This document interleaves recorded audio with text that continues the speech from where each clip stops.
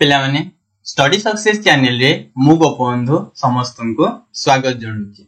आज आम यह वीडियो रे मौर्य शासन विषय आलोचना करिवा। चलो देखिवा मौर्य शासन। देखो कौन कहला, चंद्रगुप्त मौर्य चाणक्य साहाय्य रे नंदवंशर राजा धनानंद को परास्त करी मगधरे मौर्य वंश प्रतिष्ठा करथिले। अर्थात जे चंद्रगुप्त मौर्य कौन करछंती ना चाणक्य बा कौटल्य तांको साहाय्य नि नंदवंशर राजा किए ना से धनानंद को परास्त करी मगधरे मौर्य वंशर प्रतिष्ठा करथिले। तो एठु आमे जानि पारला चंद्रगुप्त मौर्य होचंती मौर्य वंशर प्रथम राजा। तापरे देखिवा नेक्स्ट पॉइंट, चंद्रगुप्त मौर्य समग्र भारत को प्रथम थर पई एक शासनर छत्र छाया तळे एकत्र करथिले। देखो कौन कहला, पूर्वर आम भारत 16 राज्य रे विभक्त होई रहिथिला। चंद्रगुप्त मौर्य से सब राज्य गुडी को निज साम्राज्य रे मिसै दे एक शासनर छत्र छाया तळ को आनी परिथिले। बुझियला। तापरे एही वंशर महान नरपति होउछंती चंद्रगुप्त मौर्य एवं अशोक। एही मौर्य वंशर महान बा श्रेष्ठ राजा दि जण थिले, सेमाने होउछंती चंद्रगुप्त मौर्य आउड होउछंती अशोक। तापरे मौर्य वंशर शासन संबंध रे सूचना देउथुवा उपादान गुडिक। देखो कौन कहला ना आमे मौर्य वंश रे शासन केमिति थिला, सेमाने केमिति शासन करूथिले, ए सब जिंस आमे केउथुरु पाइला से सब विषय गुडिक आमे आलोचना करिवा। अर्थात कहला गले सेही उपादान गुडिक। प्रथम पॉइंट होची कोन, कूटनीतिज्ञ चाणक्यଙ୍କ पुस्तक अर्थशास्त्र। अर्थात कहबाउ गले कौटल्य एक पुस्तक रचना करथिले जहार ना होची अर्थशास्त्र। से अर्थशास्त्र रे मौर्य शासन विषय ही लिखिछंती। तापरे नेक्स्ट पॉइंट होची कोन, ग्रीक राजदूत मेगास्थेनिस को पुस्तक इंडिका। अर्थात मौर्य वंशर शासन समय रे ग्रीक रो राजदूत मेगास्थेनिस भारत रो परिभ्रमण करिया पई आसीथिले एवं से निजर पुस्तक इंडिका रे मौर्य वंश विषय रे लिखिछंती, जाद्रा में मौर्य वंशर शासन संबंध रे जानिबा को पाइथो। तापर देखिबा नेक्स्ट पॉइंट, अशोकଙ୍କ अनुशासन एवं शिलालेख मध्य सूचना देइथाय।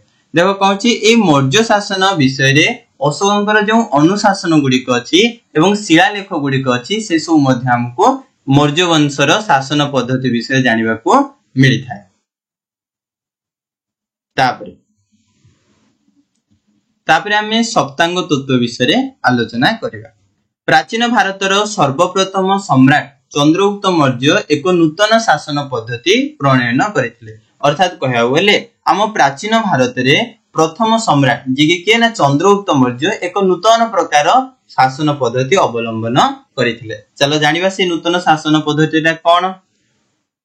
चाणक्यଙ୍କ प्रणीत अर्थशास्त्र नीति अनुसार चंद्रगुप्त मौर्य राज्य शासन करुथिले। देखो कौन कहला, चाणक्य निजर पुस्तक अर्थशास्त्र रे जो सब नीति गुडिक ओ तत्व गुडिक उपस्थापना करिथिले सेही नीति को नेई कौन करथिले ना चंद्रगुप्त मौर्य शासन करुथिले। सेही तत्व को सप्तांग तत्व बोली कहा जायथे।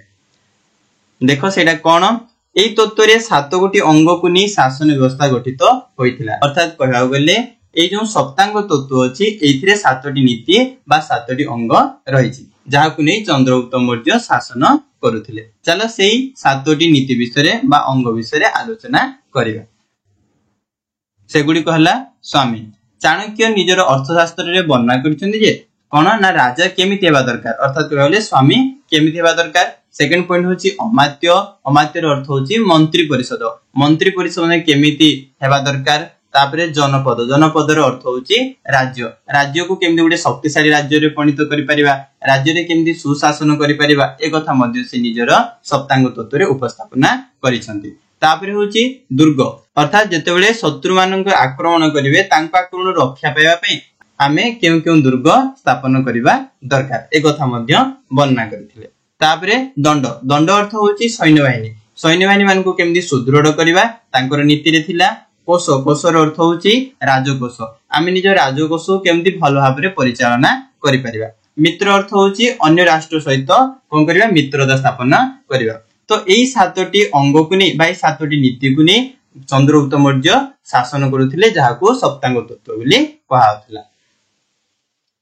तो चलो एबे आमे मौर्य शासन विषय आलोचना करिबा। प्रथमटा होची कोन ना केंद्र शासन।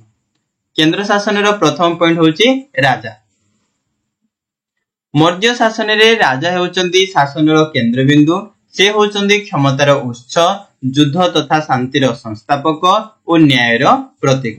देखो कौन कहला ना मौर्य शासन रे शासन रो केंद्र बिंदु अर्थात शासन रो हेड होचंदी किए ना राजा। से होचंदी क्षमतार उत्स अर्थात जे तांको पाखरे असीम क्षमता रही थाए। युद्ध तथा शांतिर संस्थापक अर्थात कहबा गले तांको द्वारा ही युद्ध होई थाए, तांको द्वारा ही शांति स्थापना करा जाय परिबो एवं से होचंदी न्यायर प्रतीक किए ना राजा। तापरे देखिबा नेक्स्ट पॉइंट। राजा निरंकुश शासन रो अधिकारी होइथिले मध्य स्वेच्छाचारी नथिले। अर्थात कहबाकू गले मौर्य वंशर शासक मानक पाखरे असीम क्षमता थिला।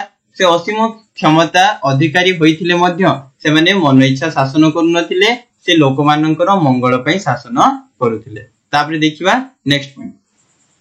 राज्य रे शांति श्रृंखला रक्षा, युद्ध एवं शांति प्रतिष्ठा, न्याय प्रदान, प्रजा मानकर पाई बहुविध कार्य, मंत्री माननकु नियुक्ति इत्यादि कार्य से करूथिले। अर्थात राजा कोन करूथिले ना राजा राज्य रे शांति श्रृंखला रक्षा करिबा, युद्ध और शांति प्रतिष्ठा करिबा, न्याय प्रदान करिबा, प्रजा मानकर मंगल पई विभिन्न कार्य करिबा, ता सहित मंत्री माननकु नियुक्ति देबा इत्यादि कार्य राजा करूथिले। तापरे देखिबा नेक्स्ट पॉइंट। मंत्री परिषद। राजांको शासन कार्य रे सहाय्य करिया पई मंत्री परिषद थिला। अर्थात राजांको तांकर शासन कार्य रे सहाय्य करिया पई गुडी मंत्री परिषद गठन कराइथिला। एही मंत्री माननकु विभिन्न परीक्षा द्वारा चंद्रगुप्त मौर्य नियुक्ति करथिले। जो मंत्री माने थिले तांको विभिन्न परीक्षा देबा पडुथिला एवं जे परीक्षा रे उत्तीर्ण होथिला से तांको ही चंद्रगुप्त मौर्य मंत्री हिसाब रे नियुक्ति दोथिले। एही मंत्री मानक मध्यरु 4 जनଙ୍କୁ नै एक अंत परिषद गठित होइतिला। सेगुडी कहला देखो ए जो मंत्री माने थिले से मंत्री मानक भितरु 4 जन मंत्री को नै एक अंत परिषद गठित होइतिला एवं से अंत परिषद रे के थिले ना जने महामंत्री आ जने होचनि मुख्य पुरोहित, सेनापति, युवराज। एवं ए अंत परिषद रो काम कोन ना एमाने नीति निर्धारण क्षेत्र रे मुख्य भूमिका ग्रहण करिथान। जदि आपण माननकु आम वीडियो पसंद लाउची तेबे लाइक करंतु, सब्सक्राइब करंतु एवं अधिक रु अधिक शेयर करंतु। धन्यवाद।